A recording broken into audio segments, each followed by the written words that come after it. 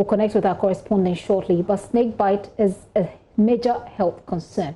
But in this report, we take you to the Hunter West municipality of the Western region, where people who are bitten by snake have to suffer because there are no anti-venom there.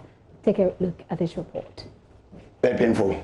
You can never sleep inside. You can never sleep the whole night. That's 35-year-old Emmanuel Kujo, a snake bite survivor, recalling how he endured sleepless nights after he was attacked by a snake in his house a little over a week ago. He's now doing well, but says it's not been an easy road to recovery. First,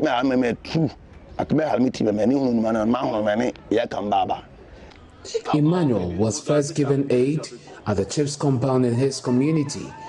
But even before he went to the health facility, like many others who suffered his fate, he resorted to some herbs to ease his pain. When the snake bit me, I went in for onion and chew. And look, I went in for this thing, cocoyam. Do you know cocoyam? Cocoyam leaf. Cocoyam leaf, not the leaf, the down one. We are just clean it from my hair. So that gave me a lot. Even though antivenoms are covered by Ghana's NHIS, they are not available in many CHIPS compounds and other health facilities across the country, like that of Fasin. Health officials here have resorted to some unconventional methods as a result of the rising cases. A traditional antidote known as Blackstone is what is deployed here. Rita Abanga is a physician assistant at the facility. Here, we don't have the anti-snake serum. So what we do is that we use the Blackstone. But do the Blackstones suppress the venom? Rita tells us more. With the Blackstone, if there is already blood coming from the site or the cut on the site is obvious, you just place the Blackstone on it. If it is a snake, it will stick to the site, and after some time it will fall off. After it has absorbed the poison, as it is believed, it will fall off. Other than that, if you are not seeing any cut at the area or any snake flank at the area, what you do is you create a small cut with a surgical blade, and then you place, so the blood can ooze a bit, so that you place the Blackstone on it. Victims are, however, referred to hospitals miles away from where they live for effective treatment. You do the person, you give the person first aid, and then you refer the patient. You are not in a hurry to let the patient go home, because you don't know what can happen. Envenomation, some snakes take time for envenomation to set in. Other snakes too, you get them the moment the patient reports to you. So if you can't keep the patient for long in your facility because it's a CHIPS, you refer the patient to a place that he will get health care, or he can be detained and observed for further signs. Yes, and then appropriate management to be given. That is what we do here, basically. Okay. This sometimes comes with its own challenges for some patients. At least 2 people have recently died from snake bites here in the last few years. Gabriel Menu and Mr. Nyame lost their relatives through snake bite envenoming some 5 and 10 years ago. My brother was working at a security post at the time when he was bitten by a snake. We tried taking him to the nearest hospital miles from here, but unfortunately, we lost him on our way.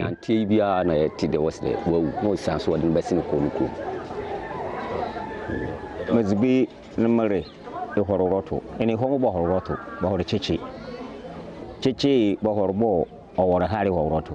nephew went hunting and sustained a snake bite. Due to the lack of transportation and bad roads, we could not transport him to the hospital on time, and we lost him.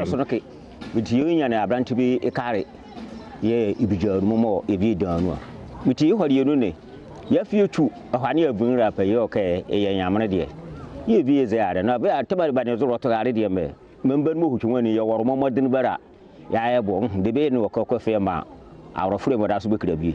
If you do our friend, you see a true cover, Yamaria. If you say are more, you have a done a week, your Mombroka more, Yanahari is the Udumi who is here. According to a Kumasi Center for Collaborative Research finding, Ghana has since 2015 recorded an average of 9,600 snake bites yearly, with some resulting in fatalities. Municipal Health Director of Ahanta West, Timothy Kobna Ofori, tells JoyNews snake bite is widespread, adding the antivenom is only available in 2 out of the numerous health facilities in the community.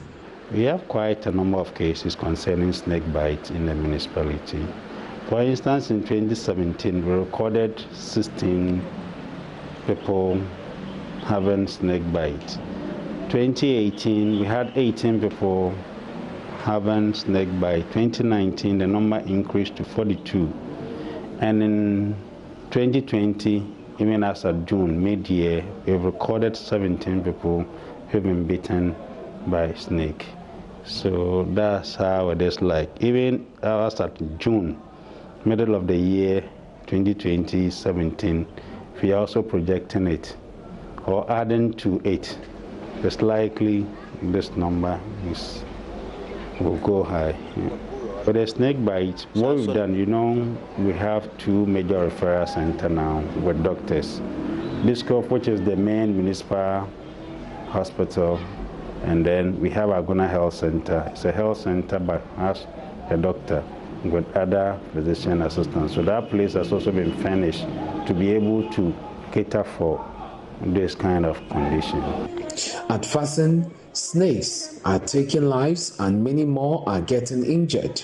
The poor community dwellers there look to responsible health system to provide them with medicine to save lives. They have to do that to the villages because we are all Ghanaians. We are all Ghanaians, so we have to bring the drugs to the villages because we go into bush so that we bring the food or to them too. Now when something bites you when you come to the hospital, there's no need drug over there. How can you survive? You have to die. Henry Kwesi with this report for JoyNews.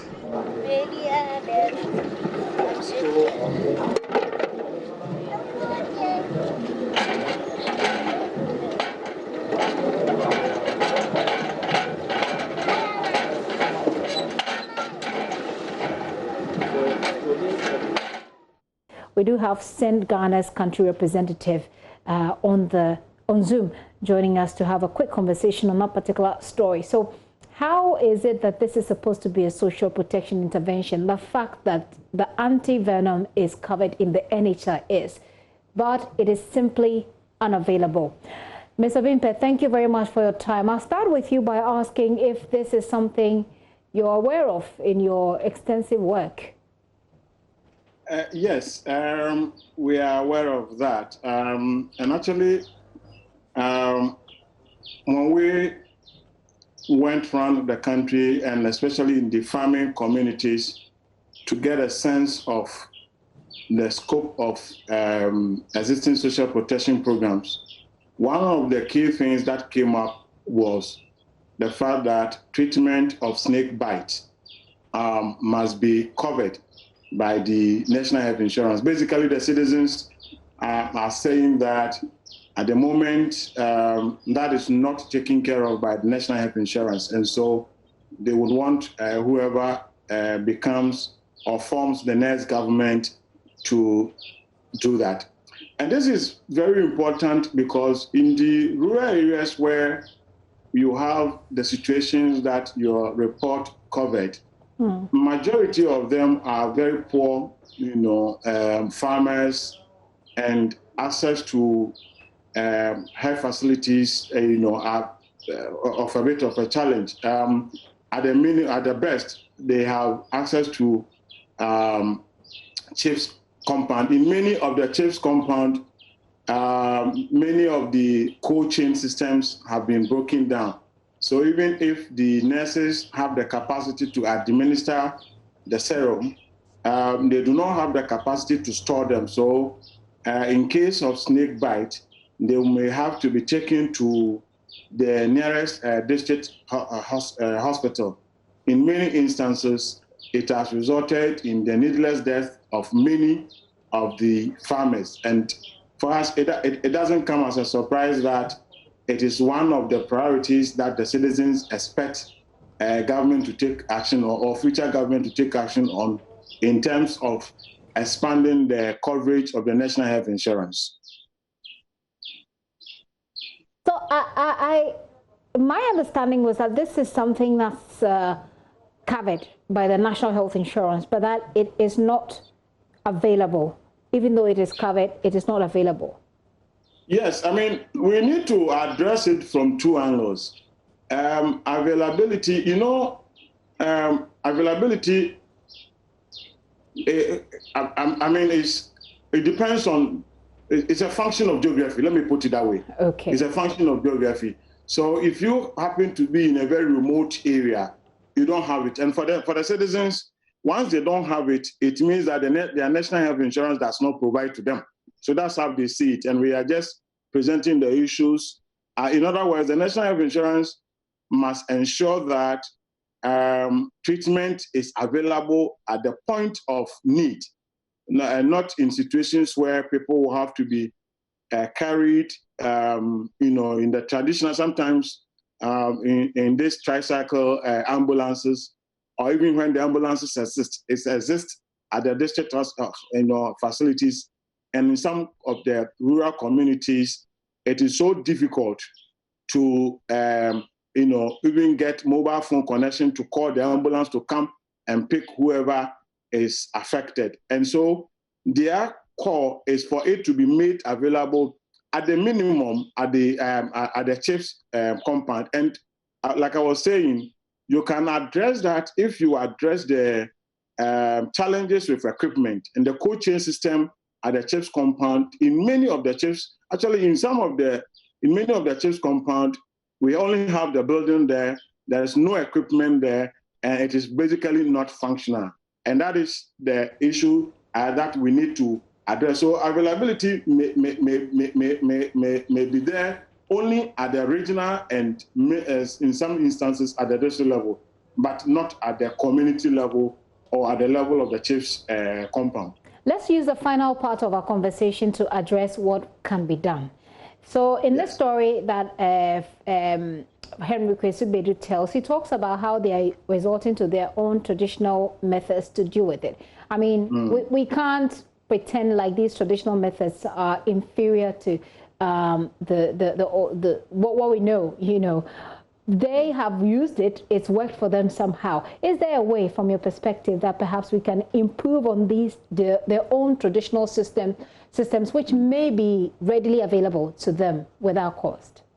Yes, the traditional one or the herbal treatment have been found to be efficacious in many instances. The problem, however, is that it depends on the type of snake and the amount of venom that goes into your system. I'm not a doctor, so I will not try to talk as if I'm one. But we understand that there are some snakes that are very poisonous. And so when you have that kind of experience, you need to be treated immediately. So it's a matter of distance between the farming community and the one who will administer the drug. So maybe what we can begin to do is, how do we, for example, sensitize the farming communities on the particular herb to use in case you have a snake bite, so that they will use indigenous knowledge to apply something. For example, I am told, and I am on a national platform, so I'm not able to say it with all certainty. Even, for example, if a snake bites you, you can chew charcoal and put it on the cut until you get to a treatment area. Can we begin to have some research into some of these things and establish the authenticity of it, so that we can then sensitize the people, so in case there's a snake bite, they can administer it as first aid before they are carried to professionals who will take care of them. In other words, we haven't committed a lot of resources and attention into looking at traditional forms of knowledge that can help us to address some of these challenges, so that when we do the necessary research and find them to be effective, then we can sensitize the citizens in the absence of treatment so that they can manage the situation before the poison spreads to the heart and lungs that can cause fatalities. So let us begin to research and if you find them to be useful, sensitize them on this. But in the medium to long term, let us then begin to commit a lot of resources to ensuring that the cold chain system at the level of the chips are functioning so that we can make the drugs available there and for them to provide treatment as early as possible. Talking about providing treatment as early as possible, what do you make of the whole idea that because it is not available, readily available because it is free, perhaps if it is being sold by a private organization, then it will be readily available for whoever can afford to be able to buy it? How about that perspective? I think that begs the question in the sense that, my sister, you and I know that the private service providers are largely in the urban centers where they can easily find people to patronize their services. In the many rural communities, basic services or basic healthcare services are being largely provided by government. So, the private individuals are interested in their profit. They are driven by a profit motive. And we haven't gotten to a point where some of them may be moving to rural communities who may not be able to afford their service. So that I do not think can address the problem. Okay. It's really, the backstops of government for government to ensure that all the health facilities at the various levels have the necessary stock to attend to the needs of citizens. And I do not think that this is something that we must leave to the private sector. When we say it is free, somebody is paying for it. Government in one way or the other is paying for it. And national health insurance in one way or the other is paying for it. So essentially, it is not as free as we talk about it. And so maybe that argument does not come in at all. Okay. What is important is that let us begin to look at ensuring that our health facilities are equipped with essential drugs and in a way that meet the needs of the citizens. And I think that is what we should be looking at and be paying attention to so that we commit a lot of resources to that. I certainly hope, sincerely hope that we'll be able to do it because, most of these communities are cut off national development. Most of them don't have the basic necessities of life. And to add insult to injury, they have to deal with this. I think that the least that they can have, at least, for something to treat themselves when they are bitten by snakes. Thank you very much, Mr. Bimpe. George Osei Bimpe is Country Director of NGO Send Ghana.